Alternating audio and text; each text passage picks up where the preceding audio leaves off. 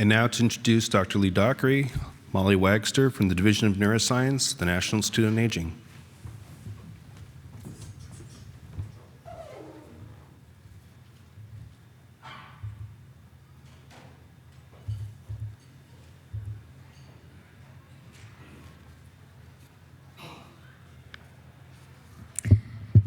Good morning. I'll lower the microphone just a little bit. It's my distinct pleasure this morning to introduce the next speaker, Dr. Lee Dockery. Dr. Dockery obtained his medical degree from the University of Arkansas School of Medicine and completed residency training in obstetrics and gynecology at the University of Miami. Dr. Dockery served 7 years as the Executive Vice President of the American Board of Medical Specialists. He currently is Professor Emeritus at the University of Florida, where he also served in several academic appointments at the College of Medicine, including Professor in the Department of Obstetrics and Gynecology, Executive Associate Dean, and Interim Dean and Interim Vice President for Clinical Affairs. Dr. Dockery has received many awards over the years in the area of his professional specialty, including the Distinguished Service Awards from the American College of Obstetricians and Gynecologists, the American Board of Medical Specialties, the Southern Medical Association, as well as the John H. Clark Leadership Award from the Federation of State Medical Boards. And he received numerous awards from his home institution as well, including the Distinguished Achievement Award, Teacher of the Year Award, and the Hippocratic Oath Award for the Most Outstanding Physician and Teacher from the University of Florida College of Medicine. Dr. Dockery currently serves as the permanent trustee and chair of the Board of Trustees of the McKnight Brain Research Foundation, which is dedicated to the support of research in brain aging and relationship to age-related cognitive change. Lee.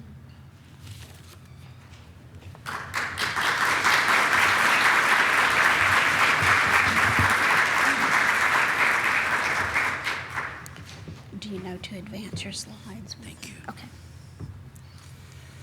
Good morning, everyone. It's a pleasure to be here, and on behalf of the trustees, I'd like to add my welcome to each of you also. Let me also thank Dr. Bernard, Dr. Freire, and Dr. Wagster for their very kind and, I guess, a little bit excessive remarks, but thank you, they're much appreciated. When Dr. Wagster asked me to talk about the American Board of the McKnight Brain Research Foundation, it was to give the history of the foundation. I thought, oh my goodness, the chins are going to bob and the eyes roll back in the head. But on further thinking, it's my privilege and pleasure to tell Mrs. McKnight's story about the McKnight Brain Research Foundation and the opportunity to compliment and to be proud of the partners that we've created that have helped us advance the understanding leading to age-related memory loss. It really is a story of romance, and as the stories of romance go, once long ago in a house by the sea, Mr. and Mrs. McKnight lived at Lagos Island, Miami Beach, Florida. Mr. McKnight was an entrepreneur. He'd been with 3M Company for 59 years, and he also was on Tony Sweet's restaurant in Miami. He owned Calder Racetrack, and he also was president of the social club in Miami called the Surf Club. And he used to leave those settings and social settings and say to Mrs. McKnight, why is it that I can't remember that person's name until after I've just left them? So they used to drive around Dade County every Sunday afternoons looking for property to build a brain institute. It would have been a tragic mistake to have tried to build a freestanding brain institute without an association with an academic institution that would be able to leverage and to utilize the academic power behind such an initiative. However, Mrs. McKnight continued to pursue because Mr. McKnight unfortunately passed away before his dream of a brain institute could be realized. Mrs. McKnight, however, did not give up. As a legacy to her late husband, she established the McKnight Brain Research Foundation in May 1999. The founding trustees were Dr. Michael Dockery, myself, and Nina Ellen Bogan-Rame. The original bylaws called for only 3 trustees. We have modified the trustees' bylaws to add other trustees, and we now have Dr. Jean Ryerson, who's with us today, Dr. Robert Wall, who's not with us today, unfortunately, and Dr. Madhav Thambasetti, and Dr. Richard Isaacson. We're also served very ably by our corporate trustee, Melanie Cioto. The purpose of the McKnight Brain Research Foundation is to support research of the brain intended for clinical application, and I stress that, intended for clinical application to alleviate age-related memory loss. And through that, our vision is created that we improve people's lives as a result of that. We also, our mission statement is we want to lead, we want to inspire, we want to nurture scientists and institutions and organizations that advance the mission and the goal of the foundation.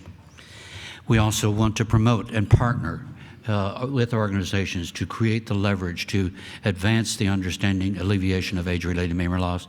And finally, we want to recognize and reward the significant achievement of those individuals that do contribute to that advancement. As a result of our formation, we have been so fortunate to be able to partner with 4 prestigious universities to form 4 McKnight Brain Institutes.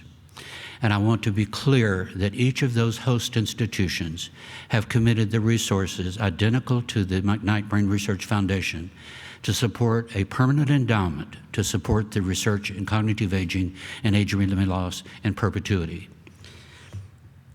We want to recognize the leadership of each of those organizations, and I will also name them by name because many of them are in the audience today, and I want you to be sure to see them and to say hello to them and to thank them for their work.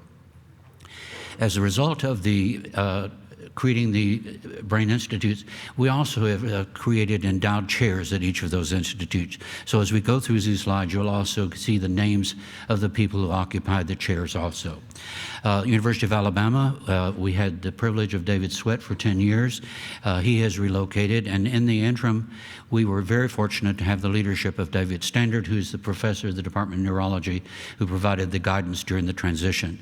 We're very pleased to be able to announce that Dr. Ronald Lazar has accepted the position of the director and the endowed chair at the University of Alabama. Eric Roberson has also served as a very stabilizing influence during this period of transition as the associate director.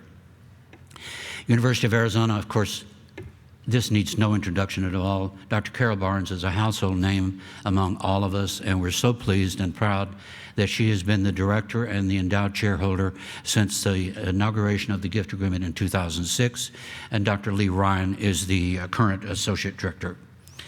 At the University of Florida, I want to focus on Dr. William Lutke, who is the founding executive director, and to give recognition because it was Dr. Lutke's effort through his association with the Department of Defense that secured the funding to build the bricks and mortar structure of the McKnight Institute at the University of Florida. Currently, Dr. Todd Goldie is the current executive director, ably assisted by Dr. Stephen Dukoski, who served as the interim executive director and is now the deputy director.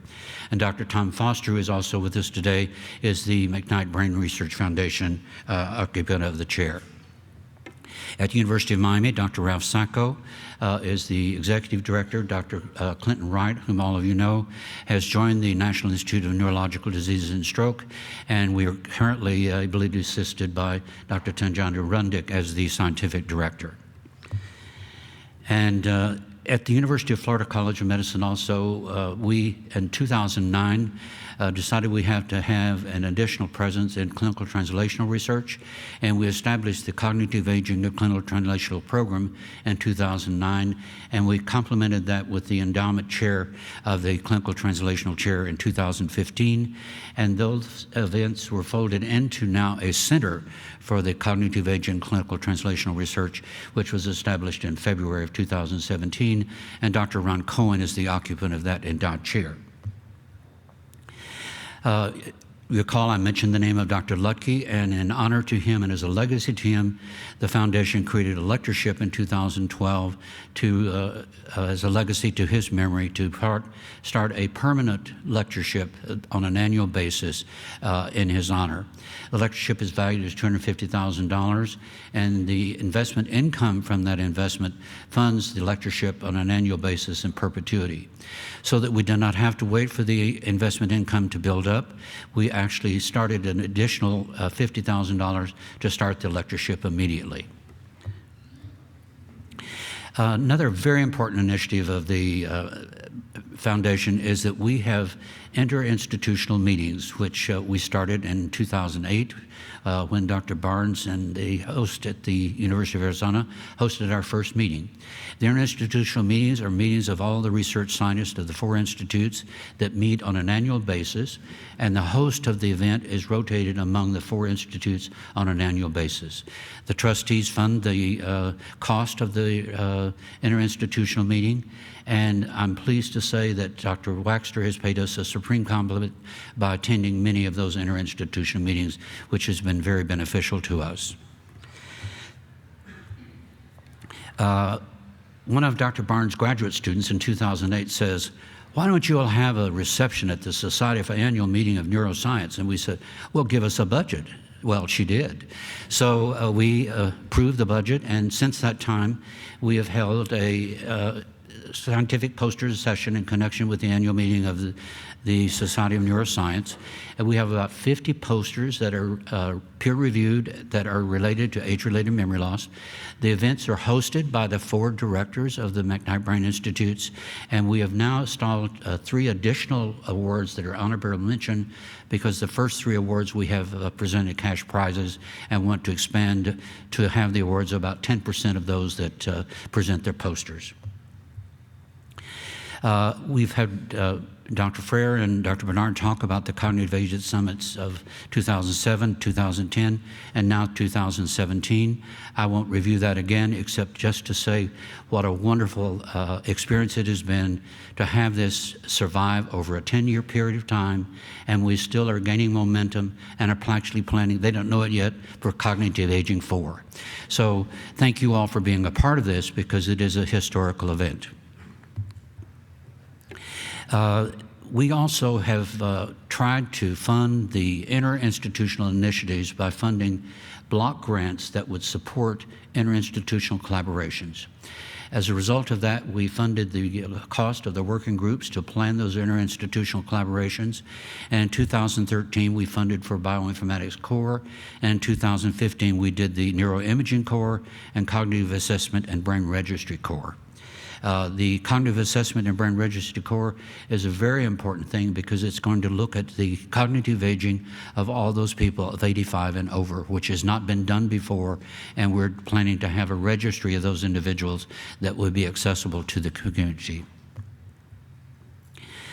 The important thing about where we are and what we're doing is we felt like in 2013, we needed to have a national discussion about the importance and the place of cognitive aging and the whole area of the cognitive declines, the dementias, and the neurodegenerative diseases. As a result, we approached the Institute of Medicine, which is now the National Academy of Medicine, to do a national study. So we did a feasibility study in 2013, which did suggest that we needed to have a national conversation. And so in 2014, we commissioned the study with the National Academy of Medicine to do a cognitive aging study on the dimensions of cognitive aging. It's very important that you note at the bottom of that slide our co-sponsors. We could not have done this event without the sponsorship and both the financial and the human resources collaboration that are necessary to make this happen. So let me make a big, powerful public statement and thanking our co-sponsors for their help and assistance. Now, remember I told you that Mrs. McKnight formed the foundation in May of 1999. Mrs. McKnight passed away October 2nd, 1999. So she has never been able to witness the wonderful legacy that she's created and the momentum that she started in the area of cognitive aging and age-related memory loss. The total investment by each of our partners and the McKnight Brain Research Foundation to date totals $130 million. That's just a drop in the bucket. When you compare the funding that is available to other neurodegenerative disease and the related diseases associated with brain aging and cognition, it is just a blip. And we're just beginning. We're not even at base camp of solving the riddle of cognitive aging and helping people to age successfully. We have our NIH toolbox, but we don't even have a crowd going with the person to try to climb the Cognitive Aging Summit. So these partners are in this room, and we need to try to mobilize our strengths and efforts to make this happen. I would like to read to you, and you read with me together, the last 3 sentences of the summary of the cognitive aging study. Attention needs to be paid to cognitive vulnerabilities of the vast majority of older adults who may experience cognitive decline that is not caused by neurodegenerative diseases. They too want to maintain their cognitive health to the fullest extent possible. The committee hopes that a commitment to address cognitive aging by the many sectors of society will bring about further effective interventions, a greater understanding of the risk and protective factors, and a society that values and sustains cognitive health. Thank you for the opportunity to tell Mrs. McKnight's story and to give public recognition and gratitude to our partners that have helped us to advance the research leading to the understanding and alleviation of age-related memory loss. Thank you very much.